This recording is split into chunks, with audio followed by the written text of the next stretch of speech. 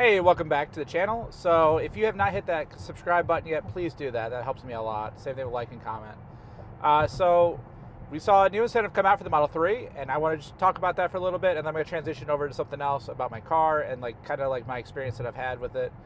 So the Model 3 Premium rear-wheel drive and all-wheel drive and Performance have all come out with a new incentive.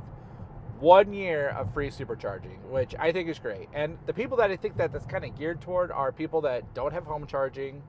They live in an area where gas is very expensive. I mean, right now gas is very expensive everywhere. I'm looking at the Shell near my doggy daycare. It's like $4.23 a gallon, which is kind of crazy. And then premium is $5.23 a gallon, with diesel being $5.60 a gallon. So there's definitely a lot of benefits to having an electric car compared to a combustible engine, and I don't know, that's just the way I kind of think about it. I like the convenience factor of I charge at home, I have almost no maintenance because my tires are staggered. It does, you can swap the wheels back and forth, but for the most part you're not really gaining anything out of that. And no engine, so there's no oil, no transmission fluid. You still have to check on the brakes every once in a while, but for the most part I use regen braking, and I just use full self-driving for the most part anyway. So unless there's something crazy that happens, like the other day whenever a kid jumped out in front of me on an e-bike and slammed on the brakes, I don't really use them. The maintenance is pretty simple for the most part. If I do have issues with my car, their mobile service has been very convenient. I had to get some trim fixed on my front passenger rear tire well area, the trim was coming off, and they came to the house, popped it back on, didn't even have to talk to the guy. I did because I was just curious and I want to talk to him a little bit, but just to kind of see what was causing that issue, what could I have done differently in order to solve that issue later. And then I thought that was very helpful. And then he kind of explained hey, with the Model X, it's very common to see these little rivets, see these little clips. Once those pop off, then it's just 3M tape, and then once that comes off, you're kind of screwed. So that was a nice little insight. I think if I was under 50,000 miles, they would have replaced that under warranty for free, but since I'm over 50,000, and that kind of got me on that. So that's why I like the Tesla Model 3 a lot for that stuff. Got another referral shout out. I can't remember the name off the top of my head, but it was I do appreciate you using my referral link in order to buy that Tesla and getting that 3 months of full self-driving on your new Model 3. So we currently have 2 of those pending, so congratulations. Another good thing about Model 3, I think I would daily drive a Model 3 over my Model X. And I know it's kind of a crazy take, but the way I think about it, it's lower to the ground. You're not having the same amount of acceleration as you are in a Plaid, but inside the turns and everything like that, it's a little bit shorter wheelbase, a little bit more sporty, a little bit more fun. The Model X is just big. It's big, but it moves fast, which is good. And then you also have all those software updates for the most part, pretty much before anybody else. Everyone knows that the software rollout goes to S and X and Cybertruck a little later than 3 and Y, because it's not really built around SX and Cybertruck. It's built around 3 and Y. 3 and Y are the 2 most selling cars that Tesla could sell, which is why they're discontinuing S and X, which it makes sense. I get it.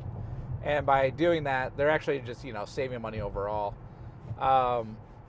At least in the long run. And then you don't have to tailor the software to something else, and we got something fun. We can probably just smoke here at the light. That's gonna be fun. Oh, it's an old guy. He's not gonna like it as much. So I don't know. That's just one of the few things that I think the 3 has. Also, reliability and cheapness. It's very cheap to own. The efficiency purposes, because it's lighter, it's a sedan, the battery, you don't need a bigger battery, you don't get the same amount of miles. There's just a lot of positives to that. And it's just one of the few things that I think about on a daily basis, and I really think that it's such a great car that it's very difficult to look away from it. The 3 Performance it's kind of like the same caliper, in my opinion, as a BMW M3 CS. So that's just the way I think about it. They've done plenty of comparisons between the 2 and understanding what the differences are and which one's better, and I think Haggerty did a really good one on that. Same thing with the Carwow guys. And there's just a lot of good benefits there, and I think that if I was to ever get away from, having a family car, the Model 3 Performance is where I would live at for sure, easily. So that's kind of like the rant I had on the Model 3. If you're looking to buy one or looking to at least test drive one, please use that referral link to book that demo drive. That's going to give me visibility that you're looking, and then when you go to book your car, you're going to get 3 months of full self-driving. It doesn't matter which one it is. And if you do it during the promotion time, you're going to get that 1 year free supercharging too, which is great. So just make sure you take advantage of that. And then to kind of transition over to my car, my experience with Tesla. So I have had my car for about 10,000 miles now, which is great. And I like that a lot. So I think that owning my Tesla for 10,000 miles, this is the longest I've ever owned a Tesla in terms of mileage, I will say. And there's a lot of good things and a lot of I guess you could say. Like a lot of positives, a few negatives. Some of the big positives, I bought mine used, so I didn't pay the $140,000 sticker price. I paid, around 50, a little under 50, somewhere around there. And then for my experience since ownership, I bought the Carfax and I wanted to see, where is this car coming from? And this car was a lease, as far as I could tell, at least based on the Carfax, but it had a major accident, which I didn't fully understand. Well, it said moderate accident on the Carfax. And I didn't realize you could have a moderate accident if it had frame damage and it had to be towed and all this other stuff. And I also didn't realize that it is a pain in the fucking ass to get any information on a car accident if you weren't involved. And I'm not asking for names, I'm not asking for this and that, I'm just asking for what the fuck happened. Which I feel like isn't that crazy of an ask, because I just want to know what happened. Like, is this car worth buying? And all this other stuff. And Tesla obviously did the work on it, because they don't report anything to Carfax except for it was in a major accident, there was frame damage. And I was very annoyed at that, because I understand this car is discounted, but it wasn't discounted in terms of, oh, this car was in an accident. It was discounted in terms of, hey, this is a slightly older car, it's hardware 3, it's got 44,000 miles, this and that. And I don't know, it was just one of the very few things that kind of drove me nuts, because I had the case number, I could look at the case number, I could look at everything else, but I couldn't get any information on, like, okay, was it a snowy November day in Michigan? That's all I could. I knew the day, I knew the location of where the car was registered, and using like AI, I can look up, and like weather reports, I can look up what the weather was in that town on that day in November. So I don't know. It was very annoying to me. And then also too, it just takes away a lot, because now like my trade-in value is not going to be as good. It's like probably like $10,000 lower than what it probably should be, which I know I kind of took advantage of that whenever I bought it.